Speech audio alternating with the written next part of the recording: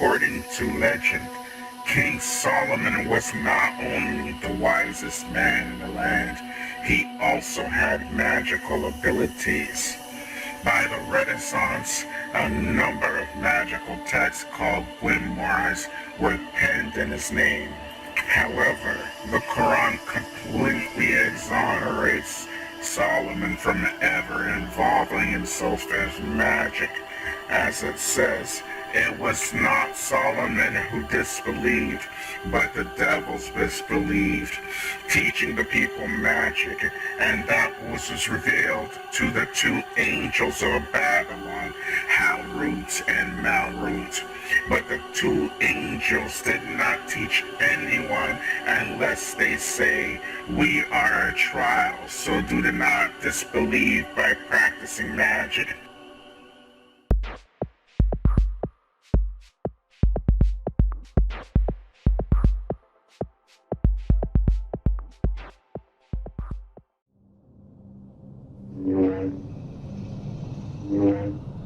I do most of my readings in Texas. I started actually as a street reader. Mexican women would come up to me and they'd be like, "Can you curse my husband?" I get kind of icky about doing spell work for other people because I don't really want myself involved in what they're trying to cast, because it's a manifestation of will. When you're doing spell work, if you're feeling these really aggressive revenge type of feelings, how do you think that spell's going to come out? Some people go all out and do an altar and a ritual, but even a ritual of going on social media and stalking this person's profile 3 times a day is an act of manifestation too. This person might not actually like you, and so the more effort and the more feelings you put into it, the more disdain this other person has for you, because it's not their will, right? So you get into that whole thing, I think, even with spell casting, about consent. If you're trying to do spell casting, be as positive as possible. I want the universe to grant me, not I want to take this from somebody. That's not a great energy to try to put out there.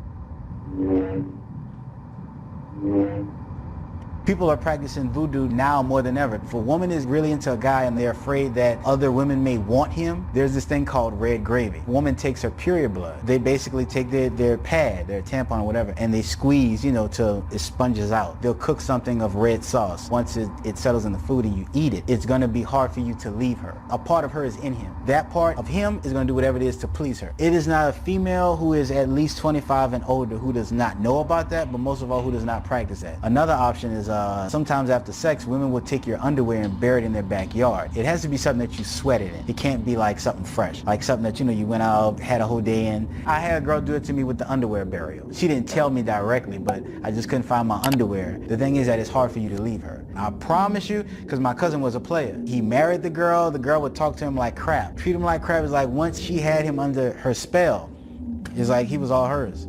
We were kind of seeing each other off and on. I wasn't going over as much, and then all of a sudden it just got really intense. After I had eaten what she fed me, this woman made me something to eat. She put her period blood in the food that she made me, and once I ate it, I fell just deeply in love with her, and I could not get away. This woman had me in a love spell. She was the only one in the world for me. No matter how beautiful, there was no other woman. She wasn't very attractive, very plain, didn't take care of herself. I just couldn't leave. She stole money from me. She stole my ATM card when I was sleeping. And I was like, well, wait a minute, I'm not buying anything expensive. Where's this money going? I tried to recycle for extra cash. I went to the recycling center, and this man that recycled all the time, he saw me there and he was asking me what are you doing here? You make good money. And I said, I just can't make it. I don't know what's going on. He goes, there's something wrong with you. There's something on your back that has its tail wrapped around your neck. It's not letting go. Somebody put a spell on you. He goes, you need to come see me so I can take that spell off of you. He's like a priest, like a Santeria priest. I said, okay. I go see him. We go into this little room. There's candles, saints, and he tells me to sit down, take my shirt off, and he starts rubbing this oil on me, all on my back, where he said he saw this thing. And then he backs up and he's looking at me. He starts yelling, saying prayers that I've never heard because they're in Spanish. He keeps yelling and yelling, and he keeps pointing at it, but he's pointing at me. And he opens the door. It's calm. It's night, but there's this big tree. All of a sudden, it gets really windy, and this tree just starts shaking. So I look up in the tree, and I see these 2 little red eyes looking right at me. What the fuck is this? The tree shakes, and then these birds just fly out of it. And he told me, he goes, that was the spell she put on you. So I go back home.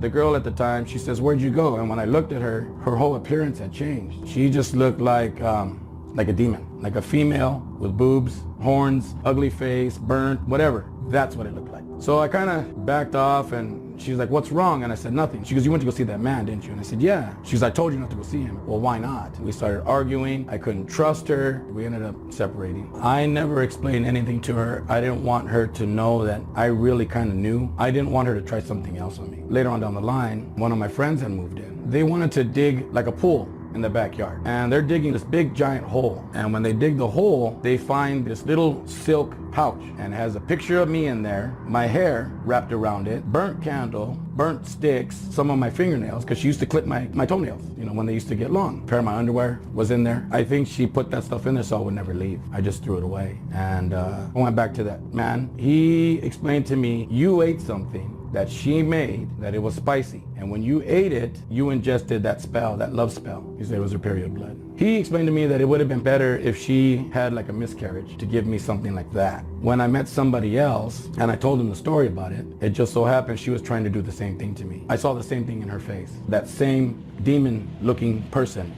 not the person, whatever. I knew it was time to go. I just left. Because that man had cleansed me, there was no way for anybody else to do that to me. That's how I knew. So if anybody tries to do this to you again, you're gonna know instantly. So just be aware. They always wanted me to eat. There was always time to eat for some reason.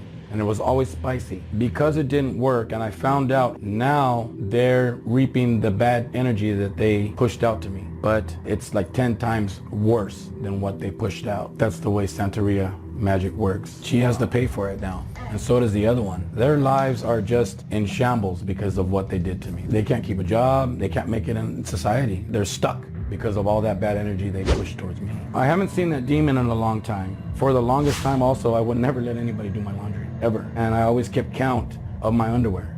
I don't eat anything when I go to other people's houses, especially if I don't know you that well. I don't associate with a lot of my old friends. I basically stay away from everyone. I really don't know what's out there, and it scares me.